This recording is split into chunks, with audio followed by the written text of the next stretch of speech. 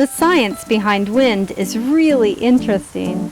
Today we are going to talk about sea breezes and land breezes since Susie and Marvin live near the ocean. This should help explain the wind that happens on Windy Way each day. During the day, the sun heats up the land more quickly than it heats up the water. You've probably seen evidence of this if you've gone to the beach and walked across the sand with bare feet during the day. It can get so hot, it burns your feet. But when you put your feet into the water, the ocean is much cooler than the sand. When the land heats up, it passes that heat energy to the air above it, causing the air to heat up as well. When the air heats up, the tiny particles that make up the air spread out or expand. Notice that there are now less air particles in the cube over the land because they are farther apart than the cube over the water. Now something really interesting happens.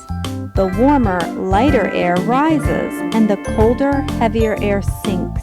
Warmer air rising creates a low-pressure area over the land since the air above it is not pushing down on it as much as when it was cooler. But the cooler air over the ocean is pushing down harder, causing a high-pressure zone over the ocean. This low-pressure zone over the land and high-pressure zone over the water is what will cause a sea breeze to happen. The high-pressure air over the water pushes into the space above the land.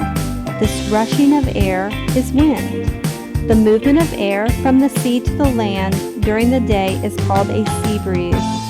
The opposite effect happens at night. While the land cools down quickly after the sun goes down, the water in the ocean takes much longer to cool off. The particles of air over the land are close together, while the particles of air over the water are spread farther apart. Now air over the ocean rises and creates an area of low pressure, while the air over land sinks, creating an area of high pressure. The air now rushes from the land to the ocean.